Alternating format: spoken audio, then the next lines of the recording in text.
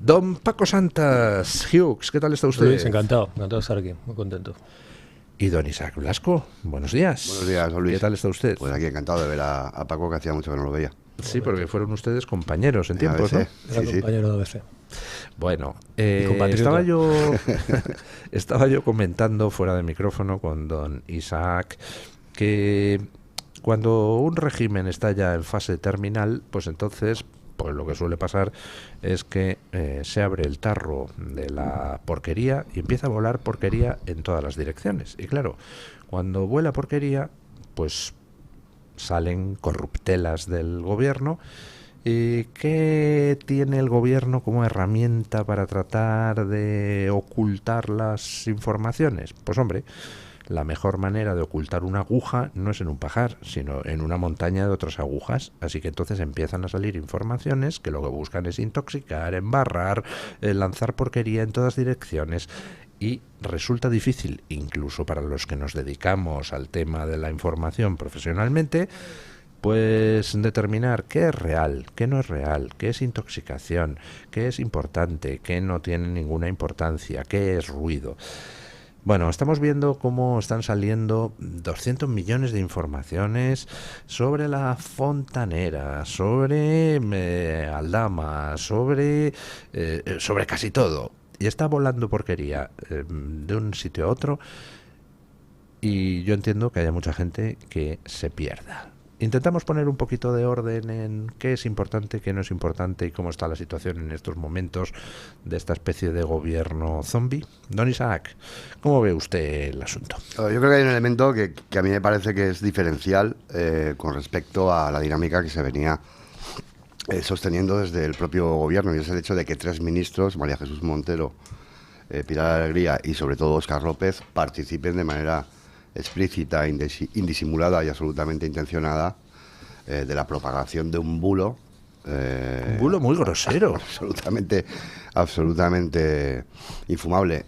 Y eso a mí me parece que es un salto cualitativo en la propia degeneración de una estrategia que yo considero que no tiene nada de improvisada, que está muy elaborada, por muy burda que se muestre a la sociedad. Al margen de eso, a mí, y lo digo con total sinceridad, me sigue sorprendiendo que el PSOE sufra tan poco desgaste en las encuestas como estamos viendo con la que está cayendo. Es algo que a mí me cuesta mucho entender. Bueno, en fin, sale tocadito, ¿eh? Bueno, las últimas encuestas le dan 110 escaños a pesar de haber absorbido parte del voto de Podemos. O sea, Sánchez ya ha perdido toda esperanza de poder revalidar el gobierno Frankenstein. Me parece que vivir a costa de los desechos de tienta de Podemos y Sumar, sobre todo de Sumar, evidentemente es una explicación demoscópica, pero me parece que no es toda o el conjunto de la explicación sobre la circunstancia de que parte de los españoles, una parte muy importante de los españoles, sigan confiando en un gobierno que miente a la cara y que además contribuye a esa confusión cognitiva de la que tú hablabas, Luis. Don Paco, ¿cómo ve usted el asunto? Me gusta lo de la confusión cognitiva, que yo creo que se queda hasta corto. Pero bueno, cuando dice usted lo de la crisis, descomposición del régimen, yo entiendo que se refiere usted al régimen del 78, es decir, no, o al gobierno. No. Yo me refiero al régimen bipartidista, Bueno, es estrictamente el régimen del 78 que designa otras cosas. El régimen bipartidista se basa en una utilización y ocupación de las instituciones y del Estado y en el más absoluto clientelismo. Con lo cual, pues no extraña que el PSOE tenga, como lo tiene el PP, mucho voto cautivo y que les da igual. Además, yo creo que el PSOE, el más absoluto disparate y superado los límites de la vergüenza y de cualquier estándar de comportamiento público, lo fía todo a un cambio precisamente, a una vuelta de tuerca del régimen. Yo no me maravilla que se maraville la gente cuando estamos hablando de un partido y de un gobierno que tiene como coordenadas el pacto con ETA y la amnistía. Desde la federalización a capón de España. Es decir, a partir de ahí, pero ¿qué se espera la gente? Y me hace mucha gracia. A mí, hombre, yo también considero, aparte del bulo de la UCO, que yo lo interpreto también como un símbolo del gobierno, de la izquierda española, que mientras ha participado en lavar la cara a ETA y al entorno de ETA, es capaz de arremeter contra las fuerzas y cuerpos de seguridad del Estado. Esto tampoco es nuevo. Y yo diría otra cosa en relación con el gobierno. La cuestión de la amnistía me parece que es lo sustantivo. Creo que va más allá incluso de la propia instrumentalización que hace de estos pactos Sánchez para vivir, para seguir, para obtener el poder. Es decir, la falta de reacción de gran parte del establishment contra la amnistía me da que pensar, y lo interpreto como un reseteo del Estado autonómico del que se va a aprovechar, del que se quieren aprovechar después los que aspiran a heredar el gobierno de Sánchez. Entonces, a mí me parece que estamos en una situación de una gravedad absoluta, y, por último, y acabo ya, perdón, reseñaría también la aparición del personaje Leire Díez con su talento para el voto por correo. Es decir, que ella irrumpe en política con un espectacular resultado en su municipio, luego va a Correos y justo estando en Correos se produce también otro espectacular resultado del PSOE. Yo ni siquiera hablo aquí de corruptela, hablo de una capacidad para movilizar un voto por correo. Esto lo hemos visto, por ejemplo, en la izquierda americana, y ni siquiera, que por cierto aquí se defendía desde muchos lugares, ¿no?, lo que pasó en las elecciones anteriores, ¿no? Es decir, la capacidad... Yo sigo diciéndolo, en las elecciones anteriores no hubo un fraude de voto por correo masivo en absoluto. ¿Por qué? ¿Por qué dice usted que lo hubo? No, yo me refiero a las últimas penúltimas elecciones en Estados Unidos. O sea, yo lo que creo es que demuestra como mínimo el talento para movilizar el voto por correo, que no tiene por qué ser un fraude, simplemente es una capacidad para movilizarlo, ¿no? Que tuviera, en términos comparativos, un mejor resultado. Sí, pero ahí la objeción, perdona, Paco, es porque la directora de Relaciones Institucionales de Correos tiene que tener esa función, que es lo que ha denunciado mi periódico, Voz Populi, ha denunciado Confidencial, y han denunciado los propios funcionarios de Correos. ¿Qué atribuciones competen a la directora de Relaciones Institucionales? La de manejar, movilizar el voto por correo de la principal empresa pública española. Yo creo que no. Está claro. Esa es la anomalía. Esa es la anomalía. Pero yo coincido, y perdón que te he interrumpido, coincido con Hughes en que la ponencia o el borrador de sentencia que hemos conocido del Tribunal Constitucional de algún modo viene a poner el colofón institucional sobre la subversión del modelo del 78 y acredita por otra parte que esta acción sostenida de Pedro Sánchez es absolutamente deliberada y absolutamente heredada de alguien que se llama José Luis Rodríguez Zapatero, que es el que centrifugó, como dijo Felipe González en feliz expresión, este país. Bueno, y estamos ahora mismo en esa fase terminal de un proceso que arranca desde hace mucho tiempo. Sí, y en ese sentido, cuando comentaba antes que lo fíe todo a los desechos que van quedando y residuos de la izquierda a la izquierda del PSOE, es que creo que ellos tienen el futuro en esta vuelta de tuerca de la transición. Y esto es verdad que lo inicia Zapatero, pero me sigo yo resistiendo a lo del PSOE bueno de Felipe González. Porque nada de lo que ha hecho Sánchez creo que alcanzaría lo que hizo el otro, lo que hizo González. Con lo cual, es verdad que Zapatero da una vuelta de tuerca en el consenso de la transición, pero yo no sé cuándo ha habido un PSOE bueno. Pero es que utiliza usted un lenguaje cargado de implicaciones con las que no estoy de acuerdo. Dice, Zapatero dio una vuelta de tuerca en el consenso de la transición. No, Zapatero se cargó el consenso de la transición. O sea, no es una derivada del consenso de la transición lo que hizo Zapatero de resucitar el guerracivilismo, impulsar el federalismo, etcétera, etcétera. No estuvo solo, le tuvieron que acompañar. Cuando digo que él inicia y detrás de él se suman, porque yo recuerdo cuando recuerdo, y lo siento ya, bueno, pues quizás no me he tomado, no he desayunado suficiente y la cafeína me está haciendo mucho efecto, pero es que yo recuerdo en un plato de televisión a Zapatero agradeciendo al rey Juan Carlos su colaboración en establecer un clima de entendimiento en sus negociaciones con ETA. Esto lo escuché yo en un programa de televisión que estaba yo viendo, que yo entonces hacía crítica de televisión, y me quedé patidifuso, ¿no? Bien, patidifuso. Pero eso que está usted diciendo, bueno, y yo añadiría otras cosas, o sea, Zapatero pone en marcha un proceso, luego Rajoy con su mayoría absoluta del PP lo consolida, pero eso no quiere decir que es que estuvieran extrayéndose las últimas consecuencias del régimen del 78, no, lo que estaban haciendo era cargárselo, y que el rey Juan Carlos pues ahí tuvo un papel bastante poco brillante a la hora de validar aquellos contactos con ETA, estoy de acuerdo, pero insisto, no era una consecuencia del régimen del 78, al contrario, era dinamitar el régimen del 78. Yo creo que Sánchez y Zapatero antes hacen lo que hacen porque pueden hacerlo. Es decir, cuando el Constitucional pone el huevo de la ponencia, bueno, lo hace porque es un órgano político. Sí. Político. Bueno, pues entonces...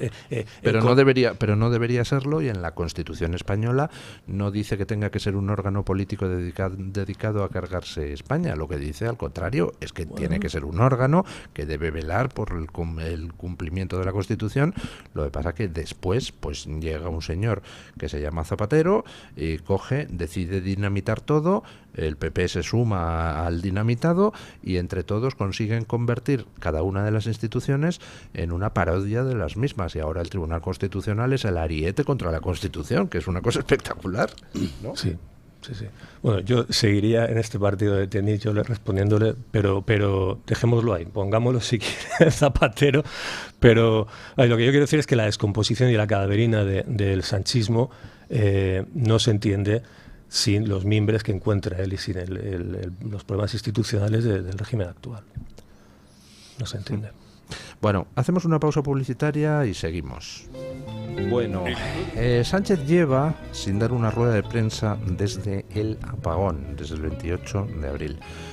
Está huyendo de los periodistas, igual que lleva ya muchísimo tiempo huyendo de los ciudadanos, y no puede salir a la calle si no hay antes un dispositivo policial que tome la zona para evitar que la gente se acerque y le insulte a Sánchez. Bueno, pues igual que está huyendo desde hace muchísimo tiempo de los ciudadanos, ahora huye también de los periodistas, y desde el apagón no hay ruedas de prensa.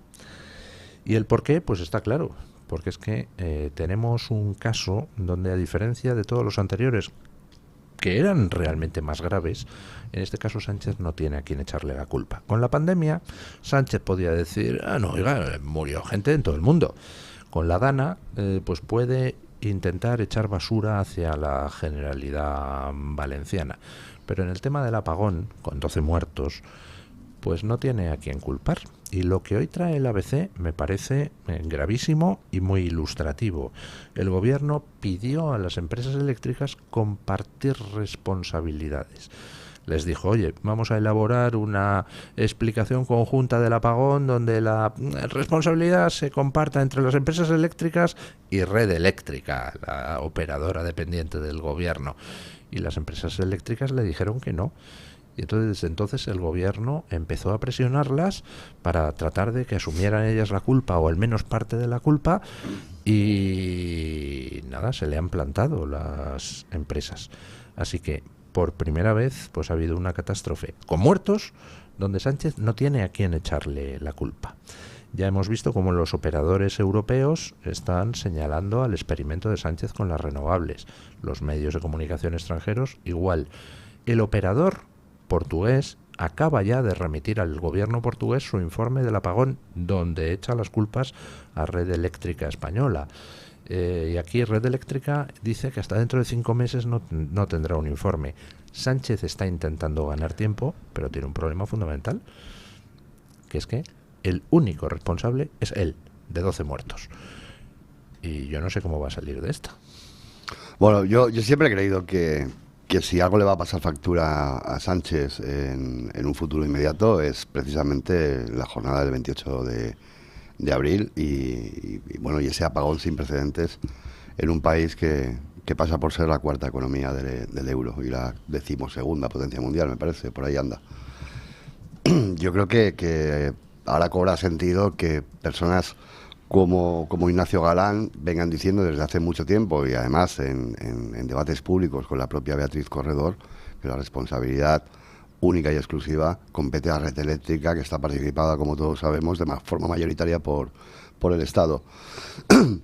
Pero es muy verosímil lo que publica hoy ABC, es decir, esa técnica de compartir las responsabilidades sobre cuestiones absolutamente excepcionales, a mí me parece marca de la casa. Por tanto, le doy toda la credibilidad al hecho de que el gobierno quiera repartir culpas entre las operadoras privadas, más allá de que la propia estrategia del gobierno de, por ejemplo, tratar de desacreditar a una cabecera como Daily Telegraph por el hecho de que publica lo de los experimentos, pues también da cuenta de la falta de recursos con que cuenta este Ejecutivo para tratar de hilvanar un relato o un argumentario convincente y ajustado a la realidad. Sí, es que es curioso. Ese gobierno es fundamentalmente un gobierno, dirían ellos, narrativo. Y en este asunto tienen verdaderas dificultades para componer el típico espantajo ideológico, culpar al fascismo, al cambio climático, al gobierno anterior, etcétera. Verdaderamente, lo que dice Isaac me parece notable. Desde luego, si este gobierno al final paga el pato por la cuestión de... Lo digo porque el otro día venía una encuesta precisamente en Valencia, creo que del Levante, que daba un aumento de intención de voto a la izquierda en Valencia después de la Dana. Y dices, como hombre, hay una gestión también ahí de Mazón, pero veo que como lo de la Dana han ido pasando por encima de ello. Yo creo que más o menos están saliendo airosos. Lo del apagón sí que... aparte, bueno, lo del Telegraph fue una cosa tremenda, ¿no? Porque ahí parece que había gente apuntando desde fuera, ¿no? Que no iban a rescatar porque es verdad que en estos experimentos de las renovables y en esta radicalidad climática, siempre parece que España, o en este caso Teresa Rivera, por ejemplo, era avanzadilla de Europa, ¿no? De que estaba siguiendo unas recetas de fuera, ¿no? Como laboratorio, pero no se percibe un rescate narrativo, digamos, ¿no? Bueno, vamos a ver por dónde nos sale Sánchez, iba a decir Zapatero. Pero ¿a dónde conduce una situación donde ya el presidente ni se atreve a enfrentarse a los periodistas? Es decir, la legislatura ¿hasta dónde puede progresar? Ya no se atreve a enfrentarse a los periodistas, pero dio una chapa absolutamente infumable con ocasión de la inauguración de un hospital que entra en funcionamiento dentro de un año y que carece hasta de unidad de cuidados intensivos. Es decir, lo de ayer fue una foto de Teodoro Obiang, pero en blanco, lo digo tal cual. A mí me pareció absolutamente delirante que el presidente del gobierno ayer aprovechara esa comparecencia para sacar pecho sobre sus 7 años de impronta en este país, de los que nos vamos a acordar durante muchas generaciones. Da una sensación de poco sentido de la realidad, o de una negativa psicológica a percibir el clima absolutamente de derrota que se ha instalado en esta sociedad por la gestión o por la no gestión, por incomparecencia de un gobierno que, como decía Paco, se dedica fundamentalmente a tratar de construir versiones sobre cuestiones para permitirse o para tratar de escaparse de su propia responsabilidad. ¿Han escuchado ustedes sus palabras hablando de la ciudad autónoma de Sevilla? Sí. Bueno, un lapsus no tiene cuenta. Tampoco hay que ser. Y marca un antes y un después, como ha dicho antes la ministra, también en el compromiso con nuestro sistema de salud. Porque donde hubo despidos masivos y se cerraban plantas enteras de atención sanitaria, hoy se abren hospitales públicos como este aquí en la ciudad autónoma de Sevilla. Esta es la España de hoy. Un país que lidera y que es motor de crecimiento económico de toda la Unión Europea? La ciudad autónoma de Sevilla. Bueno, a lo mejor ha sido el rey marroquí el que le ha impuesto que no podía decir Melilla. No sé, pero vamos, coincido con usted. Estamos ante una inauguración de un hospital pues que está sin acabar, lo cual indica pues que él va a lo suyo, a las operaciones de marketing, a salir, dar el titular. Pero llama mucho la atención que sea en Melilla donde hace eso. Melilla donde se juegan un escaño en las generales. ¿Está ya en clave preelectoral el amigo? Yo creo que está permanentemente en clave preelectoral. Permanentemente. Yo recuerdo, perdona, total. Que me he avanzado. Recuerdo cuando Sánchez ocupó la presidencia provisional, de turno de la Unión Europea, organizó un encuentro entre estadistas europeos y creo que eran de Iberoamérica o de Caribe, no recuerdo bien, y los dejó colgados él era el anfitrión, y los dejó colgados para irse a Huesca a dar un mitin porque había un escaño bailando. Sí, señor. Yo creo que eso, para mí es un valor, para mí es algo que le distingue. Otra cosa es que estés de acuerdo o no en sus prácticas, pero esa raza política sí la tiene, y ese compromiso con el trabajo, aunque sea un trabajo mal enfocado, no se le puede discutir. Sí, no, yo he hecho ese gesto no porque quisiera yo la palabra, pero sino porque es que es clamoroso que vive en un estado electoral. Yo creo que con Sánchez tengo ya, supongo que porque es que son llevamos mucho tiempo analizando al personaje, y creo que, humildemente lo creo, tenemos que pasar a una pantalla más del juego. Es decir, por un lado, no desligarlo de lo anterior y ni del entorno, y por otro lado, empezar a valorar las capacidades de este hombre. Que a lo mejor es una especie de síndrome de Estocolmo, pero verdaderamente la relación que tiene con el poder, el olfato que tiene el poder. Me está usted recordando a Pérez Reverte, oiga.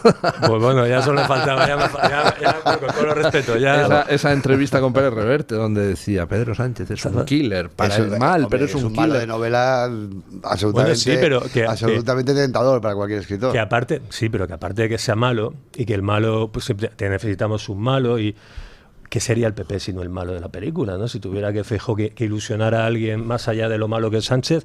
Pero lo que quiero decir es que sí, que es malo. Es un hombre que es digamos, hasta un traidor a España. Es un hombre sin principios, es un hombre que miente constantemente, es un hombre que ha arrastrado al partido, es un hombre sin límites éticos, es todo lo que quiera. Concedamos que será un buen padre, vale. Pero su relación... Le gustan los gatitos. Pero su relación con la manera que tiene de ir a por el poder, eso, de estar constantemente pergeñando, de levantarse, de hacer de cada derrota, de cada traspiés, la oportunidad para salir airoso y para llevar la iniciativa. Yo creo que en cierto modo, me atrevería a decir que debemos hasta aprender un poco de su capacidad. Yo veo que tiene una relación con el poder, con la política, con el manejo de todo, que a mí ha llegado a un punto, a ver cómo lo digo, he llegado a un punto de asombro admirativo, de que ya lo veo y digo, tío, a ver cómo sale esto. Sí, pero yo creo que hay un punto ahora mismo, es verdad, que yo creo que eso es una forma de estar en la vida, la política o en cualquier otra esfera. Pero yo creo que no todo depende del voluntarismo que supone levantarse todas las mañanas con esa mentalidad. Y me explico.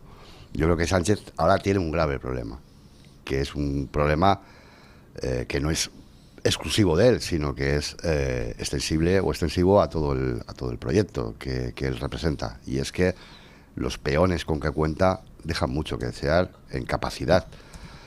Es decir, no están a su altura de maquiavelismo, y tenemos ejemplos palmarios. Santos Cerdán, por ejemplo, como secretario de organización, no tiene nada que ver con José Luis Ábalos. José Luis Ábalos nos puede parecer una caricatura, nos puede parecer Konrad Adenauer, nos puede parecer lo que queramos, pero nadie le va a discutir que sabía, que conocía el trapo, que conocía el paño. Luego en Moncloa tenemos otro ejemplo, que es el señor Rubio, el nuevo jefe de gabinete, bueno, ya no tan nuevo, ya unos meses, de Sánchez. Una persona muy brillante, creo que fue el número 1 de su promoción, creo que estudió historia, si no recuerdo mal, y luego estuvo en Estados Unidos, en varias universidades de mucho prestigio en Reino Unido también. Bueno, en fin, esta persona no tiene ninguna conexión con el partido. Óscar López sí la tenía cuando era jefe de gabinete. Óscar López es un pésimo candidato y probablemente un muy mejorable ministro, sobre todo porque le pierde la boca. Pero más allá de eso, como jefe de gabinete, parece ser que se desempeñó con bastante soltura y con bastante acierto. Es decir, hay unos mimbres y unas estructuras que antes estaban en manos de personas con una capacidad, incluso de una capacidad, lo vamos a decir muy abruptamente, con una capacidad para hacer el mal encomiable, que ahora, evidentemente, se nota que no existe. Y eso es un gran problema para Pedro Sánchez. Y eso es lo que yo creo que supone de algún modo un cambio de paradigma en esta legislatura, que nació en estado de coma y que ahora está ya en fase de paliativos, vamos, está en fase terminal. Y yo lo atribuyo a que ahora mismo, por ejemplo, no hay una capacidad manifiesta para hacer frente a la crisis que se ha generado por la fontanera o la llamada fontanera de Ferraz, como tampoco hay, como hemos visto en la noticia que comentábamos, una capacidad de confrontar o de rebatir cosas que se están diciendo con respecto al apagón eléctrico del 28 de abril. Son dos ejemplos, pero hay muchos más. Y ese hándicap yo creo que Sánchez lo tiene muy presente y creo que explica parte de su forma de conducirse en todas estas crisis, que es con una huida hacia adelante, escurriendo el bulto y tratando de no dar la cara pública. Me ha recordado lo que le dijo Ábalos a Vito Quiles el otro día en el paseo por Marchalenes, que es que, joder, dices, es Florencia, no, es Marchalenes. Pero eso era genial. Y le dice, me reivindicarás, Vito, me reivindicarás. Y al fin... hay que reconocer que es un crack, ¿eh? Hombre, a ver, estamos... El paseo con el perro, las hechuras taurinas, porque creo que el padre era torero, o sea, con el perro, ¿cómo lo lleva? Bueno, pero dices, bueno, es verdad que ahí había un conocimiento, para empezar, de la naturaleza humana, pero también dices, lo que ha hecho Sánchez, lo que ha conseguido Sánchez, que ha puesto patas arriba, que ha orientado el país, que se ha cargado... Es que lo ha hecho con Ábalos, con Koldo, con Leire Díaz, ahora con Santos... O sea, ha ganado la Copa Europa con un equipo de tuercebotas, la verdad, pero es verdad que claro, él va, hay fusibles que va soltando y se va quedando solo y tiene que renovar un poco el equipo narrativo. Es muy curioso también, por ejemplo, cómo sus intentos de cambiar Televisión Española están fracasando en audiencia, ¿no? Totalmente. A mí me llama poderosamente la atención. Y luego hay otra circunstancia, que es, por ejemplo, la recuperación de elementos que fueron absolutamente defenestrados. Y estoy hablando de Iván Redondo. Iván Redondo ahora mismo es, ¿cómo diría yo? Como el gran chamán en el que todo el mundo confía para revertir esta situación. Muy sobrevalorado, así entre usted y yo. Muy sobrevalorado, no, absolutamente sobrevalorado. ¿Sabes por quién, sobre todo? Por un tal Monago, que fue el primer presidente del Partido Popular que gobernó Extremadura, que yo lo he escuchado en público y en privado, comparar a Iván Redondo, no lo sé, con Churchill y Kennedy redivivos. Claro, yo una vez no fui capaz de decirlo y quizá lo debía haber dicho. Más que Iván Redondo, lo que Monago hizo para ser presidente de gobierno fue pactar con Izquierda Unida. Es decir, hacer una pinza clásica absolutamente incongruente con los propios principios del Partido Popular.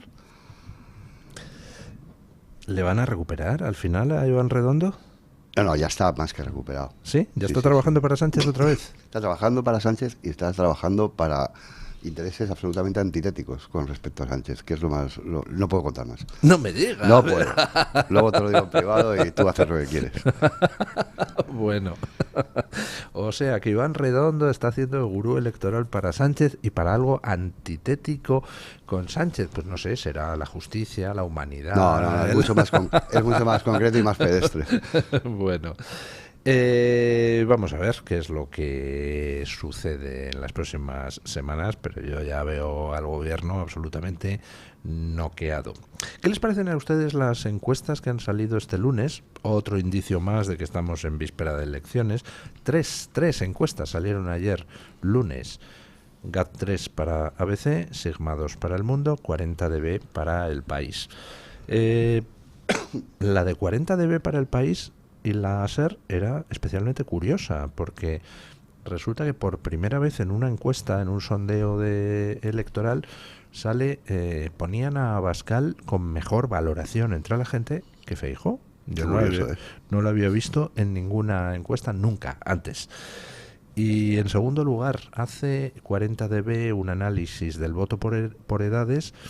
Ya había salido hace tiempo, y además también en otras casas de encuestas, que Vox es el principal partido en la franja de edad de 18 a 24 años, pero es que ayer 40dB decía que Vox es ya el primer partido en la franja de 18 a 24, en la de 25 a 34 y en la de 35 a 44. Es decir, en los menores de 45 años, Vox ganaría en estos momentos las elecciones. ¿Qué tiempos aquellos donde el que ganaría en la franja más joven era Podemos, verdad? Y no fue hace tanto. Sí, bueno, esto ya teníamos más que intención, evidencias. Y bueno, se corresponde mucho con esa guerra que hay cuando tú lees a los jóvenes. Su obsesión, además de ideológica, del derecha contra izquierda, es una obsesión generacional. A mi juicio, a veces un poco demasiado enfática y equivocada. Pero para ellos la obsesión son los boomers. Los boomers. Entonces, de la generación X y los millennials y los zoomers, digamos, han iniciado una guerra contra la generación que está en el machito, que no suelta el machito. Completamente de acuerdo. Sí, yo lo sufro en mis carnes. Tú lo sufres con la gente que tengo a mi cargo. Y bueno, yo creo que sí, que y luego, a ver, es una cosa, una evidencia también, que en todo el mundo, y aquí se ha intentado ponerle puertas al campo, pero pues, generacionalmente ahora en Europa la derecha hay una reacción evidente. Es una cosa pendular, pero que no tiene vuelta de hoja. La derecha ha venido para quedarse y va a ser una guerra muy generacional, que tiene algunos ámbitos en los que se va a jugar esto, como por ejemplo la cuestión de la vivienda, la cuestión de las pensiones, en el entendimiento también eso del régimen, de las instituciones, de hacia dónde vamos. Y yo creo, a mí me asombra, porque tú lees a los jóvenes y dirían, tú también eres un boomer, que no te sabe ni orientar con el micrófono. Y ellos tienen una capacidad para eso de la ventana de Overton, la han roto por completo. Yo mismo me noto reparos y eso, que a veces yo he tratado de ser entre comillas cañero, pero a veces digo cosas y digo, joder, Paco, ten cuidado con lo que estás diciendo, ¿no? Y los jóvenes, te estás pasando de radical. Yo luego me digo, pero hombre, ¿cómo dices esto? Y estos no. Los jóvenes ya, digamos que hay cortapisas que ellos no conocen, y eso supongo que tiene cosas buenas y malas, ¿no? Sí, pero bueno, yo también, vamos a ver, con todo respeto a 40dB, y con todo respeto a todos los gurús demoscópicos de este país al servicio de quien estén. Que yo creo que deberían estar al servicio de la verdad, pero todos sabemos que la verdad siempre es secundaria en ciertas circunstancias. Yo creo que esa encuesta a mí me parece muy indiciaria, muy sintomática sobre cuál es la estrategia y sobre cuál es la apetencia, digamos, de quienes pueden influir en que 40dB publique lo que publica. Y es que a Sánchez le interesa la polarización. Y yo no voy a decir que Vox es la muleta de Sánchez, porque sé que salgo aquí corrido a gorrazos. Pero con razón. Con sí. toda la razón. Lo que sí digo es que Vox es ahora mismo la apetencia a modo, digamos, pues bueno, pues a ver si lo sacan, a ver si lo sacan de en la modelo tele. antagónico del Partido Socialista o del Partido Sanchista y de su presidente y su secretario general. Es decir, ahora mismo el PSOE está en engordar a Vox, por decirlo rápido. Está en confrontar o polarizar o intensificar la polarización que todos hemos comprobado que acomoda a alguien como Pedro Sánchez. Y yo no digo que el Partido Popular sea la víctima, ni digo que el Partido Popular sea la solución. Lo que digo es que la estrategia es absolutamente clara. Y este tipo de encuestas yo creo que contribuyen a tratar de abundar en esa línea y contribuyen a tratar de instalar en la opinión pública una sensación que a mí me parece que es mala para nuestro país, que es la de pintar una sociedad absolutamente enfrentada, polarizada y tensionada, que es el elemento natural en el que se ha venido desarrollando la legislatura, bueno, lo poco que llevamos de esta legislatura absolutamente agónica, y los 7 años que se acaban de cumplir de gobiernos de Sánchez. Isaac, que yo, lo de la polarización, yo entiendo lo que quieres decir y la buena fe con la que lo dices, pero si alguien está polarizando la vida institucional española es el PP. Constantemente en un entendimiento de la realidad política que es Sánchez, un tirano Calígula contra el mundo. ¿Pero sabes por qué, Paco?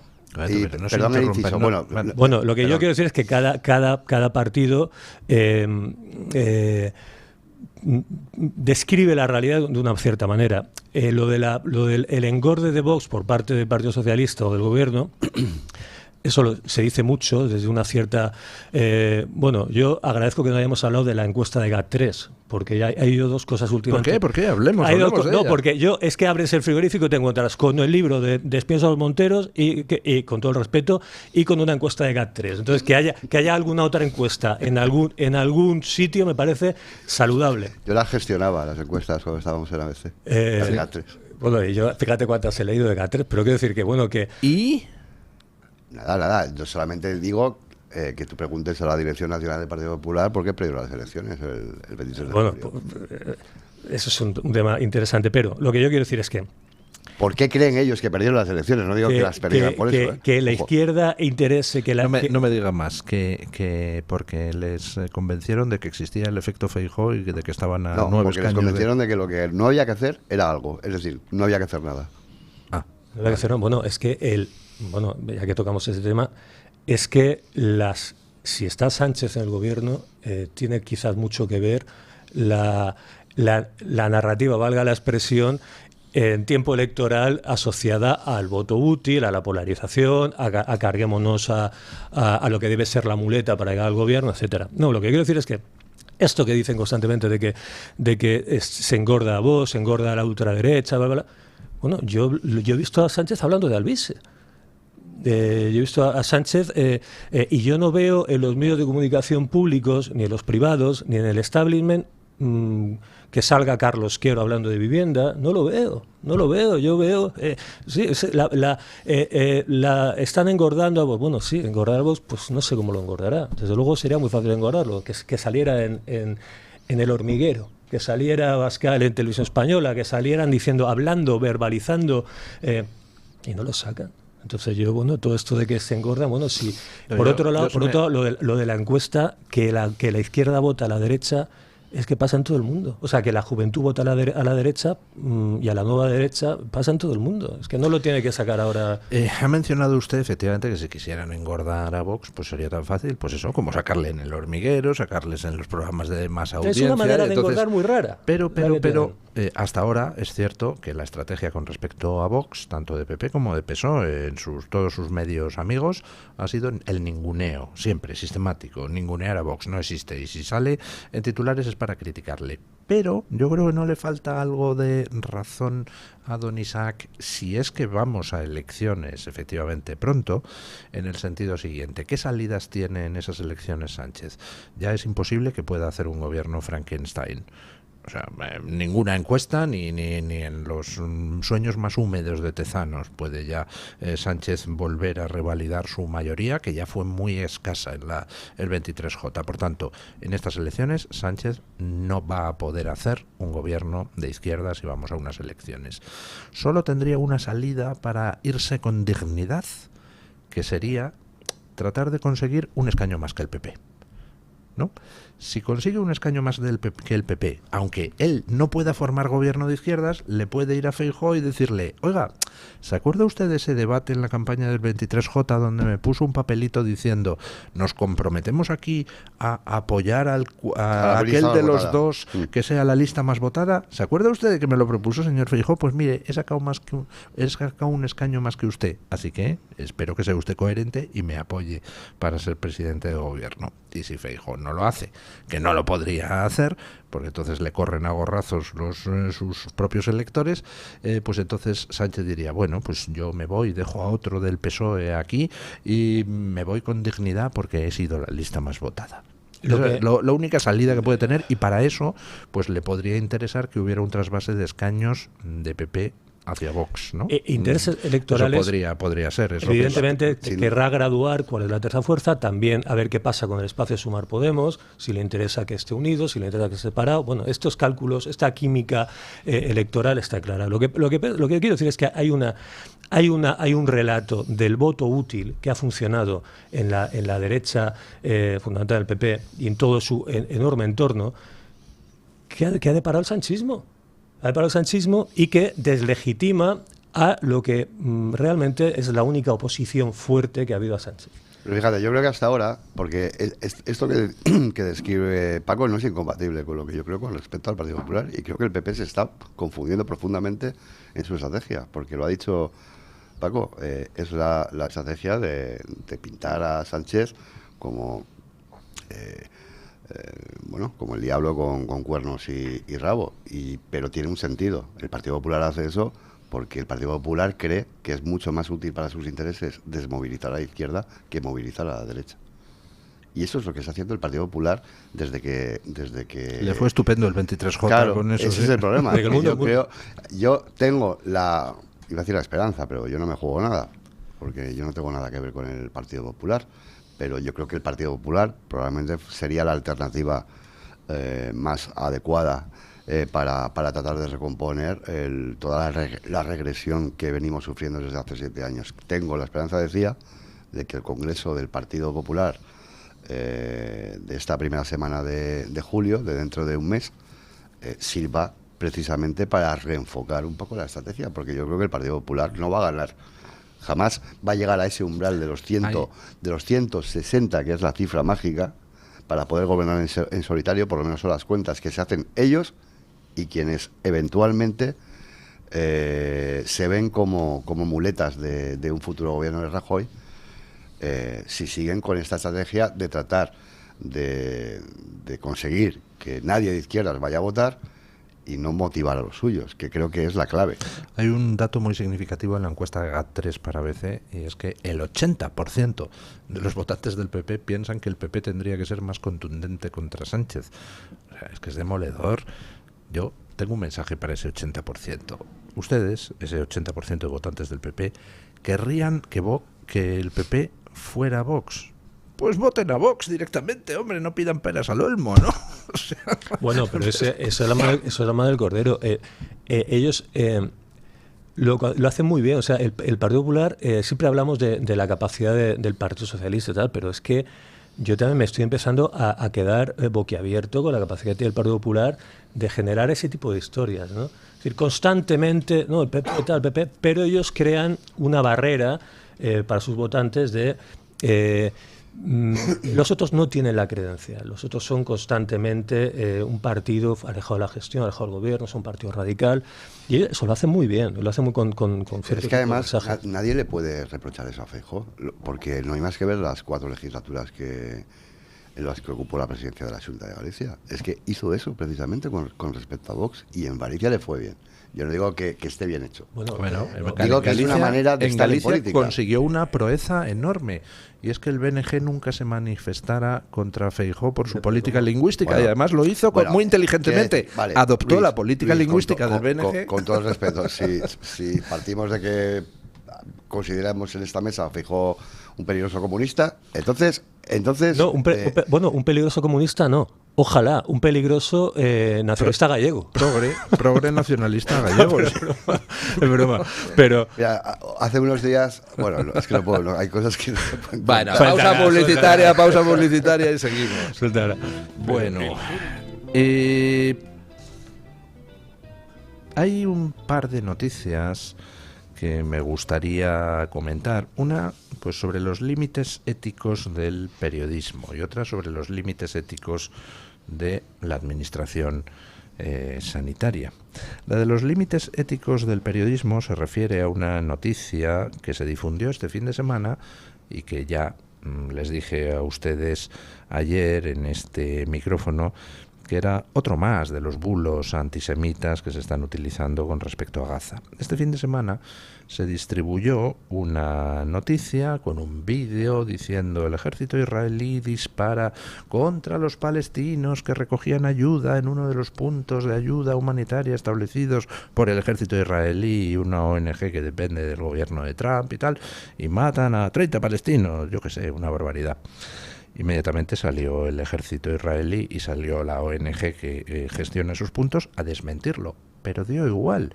O sea, se hicieron eco todos los, bueno, el 90% de los medios de comunicación occidentales cuando era una mentira burda. Ayer ya la BBC pues publicó un comunicado retractándose oficialmente de esa noticia de la que se habían hecho eco. Y en ese comunicado la BBC dice, primero, que el bulo, que es un bulo, que ha examinado el vídeo, resulta que lo han geolocalizado y esos disparos, supuestos disparos contra palestinos, es una escena grabada a 5 kilómetros del punto de distribución de ayuda humanitaria más cercano del ejército israelí. Por tanto, no era cierto eso. Pero aparte, analizando las sombras del vídeo, se ve que es un vídeo grabado por la tarde, cuando en el bulo se decía: esta mañana el ejército israelí ha disparado a palestinos, patatín patatán. Y dice la BBC que el bulo tiene su origen en un periodista de Al Jazeera. Entonces, fíjense ustedes en la cosa. Un periodista de Al Jazeera saca un vídeo falsamente diciendo que eso se ha grabado esa mañana en las cercanías de un punto de distribución de alimentos del ejército israelí. Se hace eco todo el mundo y entonces luego ya, 48 horas después, la BBC dice que ha analizado el vídeo y que es falso. Pregunta 1. Coño, ¿no podéis analizar el vídeo antes de haceros eco del bulo? Digo yo, o sea, si lo puedes analizar después para demostrar que es un bulo y una falsedad antisemita, ¿no lo podías haber analizado antes, BBC? Pero bueno, al menos la BBC ha rectificado. Pero y aquí todas las almudenas Ariza y todos los medios de comunicación online e impresos que se han hecho eco de ese bulo van a pedir perdón y van a rectificar y le van a dedicar el mismo espacio a desmentir el bulo que dedicaron a propagarlo. Aquí estamos en una especie de guerra de propaganda donde jamás suelta cualquier bulo, y lo malo es que encuentra a un montón de gente dispuesta a comprarle el bulo automáticamente y sin verificar absolutamente nada. ¿Por qué? Porque lo que sea atizar a Israel pues siempre será bueno, ¿no? O sea, me parece una cosa absolutamente demencial. Eso en cuanto a ética periodística. Y en cuanto a ética de la administración sanitaria, la noticia que llega del País Vasco de que a un pediatra especializado en niños en fase terminal resulta que le han amonestado porque hay una niña de 4 años en fase terminal que resulta que el pediatra la ha atendido usando material público fuera del horario establecido, porque resulta que a los niños en fase terminal en la administración vasca se les atiende de lunes a viernes. El sábado y el domingo debe de ser que desaparece la terminalidad. Y entonces, como este cogió y fuera de su horario de trabajo y gratis, pero cogiendo material de la sanidad pública vasca, atiende a la niña de 4 años, que la pobre se está muriendo, y van y le amonestan. Y dices, ¿pero qué narices es esto? Es el signo de los tiempos. A mí me parece muy sintomático de la tontuna que hay establecida, sobre todo en las administraciones públicas, en las que fundamentalmente se ha primado el afán de control y sobre todo las trabas y los atentados contra el sentido común y contra la propia humanidad y la lógica en la relación entre personas en una sociedad sana. Y eso lo estamos perdiendo, y me parece que el primero que lo está perdiendo es precisamente quien tiene que gestionar los recursos públicos. Sí, yo con el tema del periodismo, bueno, lo de pedir ética al periodismo es como pedir a Jack el Destripador, no sé, respeto a la anatomía, no lo sé. A mí me da mucho miedo, yo casi ya no retuiteo nada, no me fío nada de lo que veo en internet, porque con la inteligencia artificial es que ya ni las chicas en bikini me creo, porque todo eso también son... Yo, en el tema de Gaza, me fío de lo que diga Trump, que no es dudoso. Y Trump ha dicho, eso está destruido, eso es un horror, hay que ayudar a Gaza. Porque... Y Trump no es... de las imágenes... es decir, pero hay que tener mucho cuidado porque toda la vida la gente pro-Palestina ha utilizado golpes de teatralización y ahora con la inteligencia artificial pues te puedes comer un bulo tremendo. Entonces hay que tener mucho cuidado. La realidad es que, hombre, es grave lo que está pasando y bueno, el tema de Gaza pues nos tiene en Unai. Y me imagino que hablaremos ahora del tema de Ucrania, que también se levanta uno por la mañana a saber lo que está pasando, porque cualquier día sale un chupinazo y se acaba esto, ¿no? Bueno, ha habido ayer ronda de conversaciones en Estambul y ha pasado lo previsto, que Rusia ha puesto sobre la mesa toda una serie de peticiones de máximos. Ucrania había puesto ya sobre la mesa hace unos días también sus peticiones de máximos y ambas propuestas son absolutamente incompatibles. Vamos, la rusa es que llega hasta el extremo de pedir que se le entreguen, además con reconocimiento internacional, las 4 regiones en disputa en el sur y en el este, que Ucrania no pueda acceder a la OTAN, que se limite el tamaño del ejército ucraniano a una cantidad previamente pactada. Bueno, y hacer dachas en Leganés, macho. Imposible de aceptar por Ucrania. A lo que sí han llegado es a acordar un nuevo intercambio de prisioneros. Yo ya lo llevo diciendo hace mucho tiempo, al que menos le interesa la paz en estos momentos es a Putin, porque él la guerra en tierra la va ganando. De vez en cuando Ucrania y el negociete va en aumento, porque la guerra se ha convertido, perdona que te haya interrumpido, Luis, interrúmpame usted. La economía rusa se ha convertido en una economía de guerra, en una industria de guerra en la que se están lucrando los grandes oligarcas rusos que están conchavados y que viven en la connivencia permanente con el presidente ruso. Bueno, es que es así, es un negocio que se están forrando como cerdos los oligarcas rusos que viven conchavados con Putin y algunos occidentales que están haciendo con la guerra un negocio de 3 pares de pelotas. Efectivamente, pero es un conflicto que conviene singularmente a ese entorno. Sí, a mí lo de oligarca siempre me ha hecho gracia, que siempre decimos oligarca a los rusos y luego nos cuesta mucho a los oligarcas de aquí, ¿no? Aquí nunca decimos oligarca, calla, ¿no? Pero es verdad que siempre los oligarcas rusos los oligarcas siempre son los rusos. Ojito a los americanos, Ojito a los americanos, porque Trump mismo, voy a acabar con la guerra, no está acabando. La sensación que da es que las posibilidades de Ucrania y de Rusia son de un antagonismo existencial, o sea, no se van a destruir totalmente, o sea, es una situación de destrucción y es muy decepcionante, claro, el papel de Estados Unidos, que por un lado hay un evidente zascandileo de la administración anterior que genera una serie de... Pero es que ahora tampoco Trump está sabiendo, mismamente no sabemos con los ataques que ha habido de Ucrania, con los drones, no sabemos exactamente qué opina la administración norteamericana, si sabían o no sabían. Vamos a ver, la administración americana dice que lo ignoraba, pero yo no lo creo. Imposible. O sea, yo creo que la administración americana, incluso es posible que haya proporcionado parte de los datos de inteligencia utilizados por Ucrania para atacar en una operación brillantísima la flota de bombarderos estratégicos rusos. Yo creo que sería ingenuo pensar que no sabía nada Estados Unidos. Pero brillantísimo también.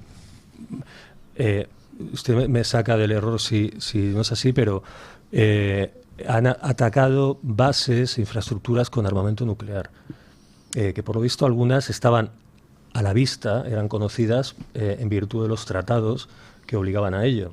Pero el armamento nuclear no se tiene en superficie. El armamento nuclear está siempre bajo tierra, dispuesto para que salga el misil. Abres la compuerta del silo y sale el misil, pero nunca se tiene en superficie. Pero las infraestructuras militares destinadas al armamento nuclear, creo que ha sido lo que se ha atacado y eran visibles. Los bombarderos que sirven, por ejemplo, entre otras cosas, para transportarte una bomba atómica. ¿Sí? Por eso digo que quiero decir que ya no es que en la escalada de respuesta, la respuesta se escale, es que se escala hacia lo nuclear. No. Bueno. Vamos a ver, si yo envío un dron y me cargo un bombardero que está en superficie en el aeródromo, aunque ese bombardero se pueda, en caso necesario, utilizar para transportar una bomba nuclear a 5.000 kilómetros, pero ahí no hay riesgo nuclear de ningún tipo. No hay riesgo nuclear, pero ¿qué incentivos tiene, por ejemplo, Rusia para seguir teniendo las cosas a la vista si, en virtud de esos pactos, luego van a ser atacados? Lo que quiero decir es que hay una escalada peligrosísima que el resto del mundo vemos como asombrados y que en este caso Estados Unidos no está siendo capaz. La promesa de Trump era voy a acabar, hombre, cuando dice Trump al día siguiente nadie nos queremos que va a ser al día siguiente, pero que la realidad es que la cosa va a peor, no va mejor. Básicamente yo creo que Trump ahí ha sido ingenuo y él pensaba, pues llego aquí y entonces pues cojo, le hago a Putin una oferta que no pueda rechazar y entonces pues le sentamos a la mesa de negociación y al final alcanzamos un acuerdo. Pero ahí tropezó con algo que yo creo que no esperaba, y es que le boicotearon la propuesta de paz desde el principio, desde el lado europeo. Entonces, claro, se encuentra con que Putin no quiere conversaciones de paz, a Putin le interesa seguir la guerra de desgaste, pero si por el otro lado, que es a quien le podría interesar las conversaciones de paz, resulta que se las boicotean, pues al final Trump ha dicho, a tomar por saco, vamos a ver, firmamos el acuerdo de minerales, que es la excusa que yo necesito para mi pueblo para decir que te voy a seguir vendiendo armas, vamos, que te voy a seguir suministrando armas, que en teoría me vas a pagar con ese acuerdo de minerales, y ya está, y haced lo que os dé la gana y allá os apañéis vosotros con el acuerdo de paz, que no lo queréis, pues fuera. Y Putin por supuesto que no lo quiere. Ahí Trump ha pecado de ingenuo y ahora se ha quitado de en medio Estados Unidos, o sea, no se ha retirado oficialmente del asunto, pero ya dice Trump, bueno, si me necesitan que me llamen y me paso por las negociaciones, pero ya no está impulsando las negociaciones de paz porque ve que por el lado de Putin no las quiere Putin la paz, y por el otro lado pues parece que tampoco, pues ala, que continúe el espectáculo.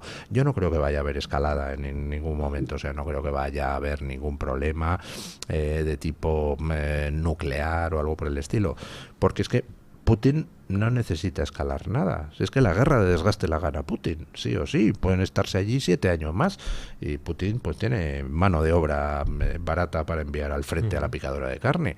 Ucrania no. Ahora, ¿Ucrania puede conseguir algún golpe de mano efectivo contra Putin? Sí, y lo de este fin de semana ha sido humillante a tope para Putin. ¿Qué esperanza le queda a Ucrania de ganar la guerra? Pues yo solo veo una, y es que Putin tiene muchos años, y quién sabe, pues a lo mejor le da un parraque dentro de 3 semanas y, yo no lo veo, se muere. Yo veo que este tío tiene una salud a él se le ve, pues es verdad que tiene una edad, pero yo lo veo como para durar bastante tiempo, Es una percepción. No sé, pero bueno, sería una esperanza, ¿no? No digo que, que esté cazando tigres en Siberia, pero se le ve bastante. Bueno, pero ya a esas edades uno no sabe lo que va a pasar, así que es una esperanza. Bueno, ni cuando tienes 18 años sabes lo que va a pasar, nunca se sabe lo que va a pasar. Eso también es verdad. Bueno, vamos a ver cómo va evolucionando el tema, pero vamos, yo no tengo ni la más mínima preocupación de que esto vaya a escalar a temas nucleares ni nada por el estilo. Ahora mismo están las conversaciones de paz empantanadas, sigue la guerra terrestre, Putin sigue avanzando poquito a poquito. Bueno, pues no sé. O sea que adiós Ucrania. O sea, el resultado va a ser adiós Ucrania. Adiós Ucrania, salvo, que es a lo que juega Zelensky, parece, salvo que ocurra un milagro, por ejemplo, que se muera Putin mañana. Pero es que si el que venga después de Putin no va a ser un... amigo, pero no va a entregar... Socialdemócrata de toda la vida, ¿no? Pues el que venga detrás de Putin pues puede ser cualquier cosa. O sea, ya no hay un partido comunista de la Unión Soviética que imponga ahí a otro candidato más duro, tal. Entonces, ¿quién va a suceder a Putin? pues un oligarca corrupto cualquiera de los que está en su Bueno, régimen. quiero decir yo Entonces, cuando ¿ese es comprable o no es comprable? Porque si es comprable, pues entonces a lo mejor se acaba la guerra en 2 días, ¿no? ya. No sé, yo cuando se podía acceder a leer cosas de Rusia, que yo lo intentaba, me llegué a percibir que Putin era un centrista. Que Putin era un centrista. Es decir, hay una derecha rusa que no sé... Alexander Dugin, toda esta gente... No, Dugin yo no creo que tenga tanta influencia. Dugin no deja de ser un hombre con su radicalismo, por un intelectual... pero bueno, que hay una derecha muy fuerte y una izquierda muy fuerte, y yo creo que esta idea de que después de Putin, hombre, si viniera un liberal al estilo de los 90, pero yo creo que no. Si la esperanza de que la supervivencia de Ucrania es que Putin le dé un algo, Putin que hace judo y se va a la Siberia sin camiseta, o que el que venga después sea un demócrata de toda la vida, favorable a la UE y bueno, no lo sé. Yo creo que bueno, por ahí van mal. ¿Qué tienen ustedes que hacer mañana a las 12? Bueno, pues trabajar, fundamentalmente. Yo hacer como que trabajo. No sé cómo te trabajo. Porque mañana a las 12 han convocado los agricultores una manifestación, mañana miércoles 4 de junio a las 12, en defensa del cereal español frente al Ministerio de Agricultura de Madrid. La protesta, impulsada por Asaja, COAG, la UPA, pues busca denunciar la situación que atraviesa el sector cerealista, golpeado por la caída de precios, el alza de los costes de producción y la entrada masiva de granos de terceros países. Así que, pues nada, si no tienen ustedes un mejor plan para mañana, miércoles 4 de junio a las 12, pues ya saben, en defensa del cereal español frente al Ministerio de Agricultura. ¿A qué le apetece el plan, don Paco? Sí, la verdad es que es una buena manera de emplear la mañana. Claro que sí. Sin duda. Bueno, vamos con lo que nos han dejado los oyentes a la pregunta que hoy planteábamos. Hoy nos preguntábamos ¿por qué demonios Sánchez lleva sin dar una rueda de prensa desde que se produjo el apagón? Y eso hemos querido plantearle a los oyentes. Buenos días, don Eric. Muy buenos días, don Luis. Recuerde usted la pregunta y las 4 opciones que dábamos de posible respuesta. Pues, don Luis, como usted dice, le preguntamos a los oyentes esta mañana por qué creen que Sánchez no da ruedas de prensa desde el apagón, desde ese 28 de abril. Ha tenido, bueno, alguna presencia en medios, ha salido alguna vez, por ejemplo, en el tema de Melilla ayer, pero una rueda de prensa como tal, no. Entonces, pues le preguntábamos por eso y dábamos 4 opciones. Ya, que a mí, por cierto, he de decirlo, me gustaba mucho, y alguna más que otra, porque me parecen todas muy buenas. Ya pasa de todo, está zombie porque hay 12 muertos o está reflexionando. Como digo, para mí mi favorita era está reflexionando. A ver, ¿ustedes cuál creen que es la respuesta correcta? ¿Por qué no da ruedas de prensa desde el día del apagón? Porque porque pasa de todo. Exacto, porque está zombie, porque hay 12 muertos o porque está reflexionando. Yo pondría otra, pero de las respuestas yo creo que porque pasa de todo. ¿Y cuál pondría usted? No lo necesita. Yo creo que ya tiene su canal unilateral desprecia completamente a la prensa. ¿No? Ya tiene lo suyo. ¿Y usted qué cree? Yo no creo, como dice Paco, que pase de todo, porque a mí me consta que está absolutamente suspicaz e intratable. ¿Sí? Sí. Hay miedo a entrar al despacho de Sánchez. De Pedro Sánchez. O sea, encima tampoco es buen jefe. Qué tío. Bueno, tira el tintero de la pluma. Que es una evidencia. A ver, pero lo digo para compartirlo con vosotros y con los oyentes, porque lo he vivido. Es decir, no lo he vivido, he sido testigo presencial. Yo he visto cómo Pedro Sánchez le ha dado unas chapas absolutamente inhumanas al José Luis Ábalos todopoderoso para apagar incendios en aquel gabinete llamado Bonito, aquel gobierno bonito en el que cada uno montaba y se metían unos cirios y se metían unos jardines absolutamente descomunales por inexperiencia. Y estaba el bombero Ábalos apagándolos. Y yo he visto conversaciones telefónicas de José Luis Ábalos con Pedro Sánchez, y lo digo porque es así, y porque es contrastable, y porque el propio Ábalos puede dar fe, de 1 hora y media en la que primero le daba las gracias y luego le reprochaba que estaba adquiriendo demasiado protagonismo por el hecho de simplemente cumplir las órdenes que el propio Sánchez le... Es un poco psicopático este hombre. Bueno, pues entonces, pues Luis, tú que eres una persona experimentada y un magnífico periodista e intelectual, no me digas... Que usted ha invitado a una cerveza, no me digas, continúe. No me digas con candor si Pedro Sánchez es buen jefe. Probablemente sea el peor jefe que se pueda tener en esta vida. Bueno, ¿qué ha salido en nuestra audiencia? Pues, don Luis, los oyentes han votado con un 61%, ya pasa de todo. La gente en su mayoría cree que... Mira. Que ya le da completamente igual. En segunda opción con un 18% porque hay 12 muertos, esa es la segunda opción más votada. En tercera está muy peleada. Mi favorita, que es que está reflexionando no sobre el tema del apagón, sino en general. Yo es que me lo imagino sentado en una mecedora, pues reflexionando, don Luis, escribiendo otra carta, como decía don Luis esta mañana, bueno. Sobre la vida, el universo y todo lo demás. Sobre bueno, escribiendo... O a lo mejor se la están escribiendo. Sí, dictándola, ¿no? Bueno, más o menos. No, escribiendo en ChatGPT. ¿Cómo disculparme ante más de 40 millones de españoles por las liadas que hago, ¿no? La has puesto en ChatGPT y la he hecho... Eso que está usted diciendo es interesante. Ahora que tenemos la inteligencia artificial, ¿dónde van a quedar las Irene Lozanos de este mundo? Ay, Dios mío, Luis. Una pena, una pena. Van a quedarse sin trabajo porque ya no hace falta. Encargas al ChatGPT que te haga una biografía y empieza hablando de mi colchón y tal.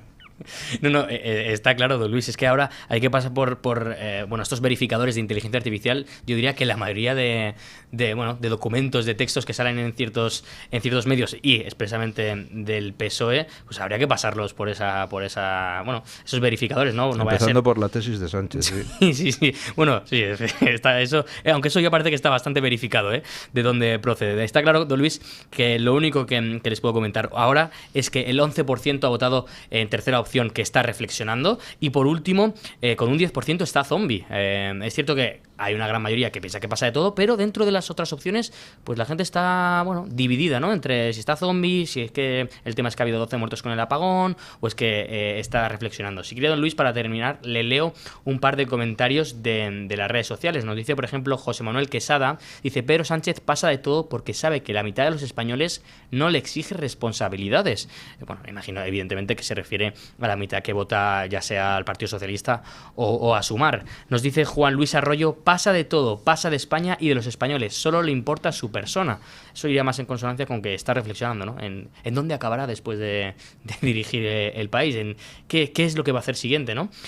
Por último, le leo el de Paula, que nos dice: le da igual todo, en su línea. Como haga lo que haga, no hay consecuencias, pues ancha es Castilla. Yo eso de que no hay consecuencias, tengo la esperanza, don Luis, de que una vez finalizado, ya sea 2027 o 2025, o quién sabe, ojalá que no, pero 2031, espero que alguna consecuencia quede, aunque es cierto que viendo las pocas consecuencias que ha habido para otros dirigentes españoles del mismo partido que el de Pedro Sánchez, pues a veces uno pierde la esperanza, don Luis. Bueno, muchísimas gracias, don Eric, por traernos la opinión de los oyentes. Muchísimas gracias, don Isaac Blascos. Muchas gracias, siempre es un placer tenerle en esta tertulia y compartir reflexiones y brainstormings con usted. Muchas gracias, don Paco Santas Hughes. Muchas gracias, Luis. Me llega algún mensaje enlazando su último artículo y diciendo que nada, que es usted un lujo aquí en esta mesa de tertulia también. Por Dios. Y acabamos la tertulia con nuestro amigo don Paco Linares, que siempre le pone el punto final. Buenos días, don Paco. Así es, don Luis del Pino. Buenos días y gracias. De una forma apacible, sin prisas, pero sin pausa, como decía don Manuel Fraga.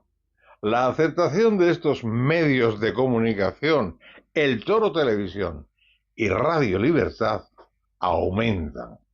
Creo, y por lo que he hablado con personas que nos siguen, fundamentalmente por dos motivos. Primero, que nuestro respeto a lo que sucede, a la verdad, es auténtico.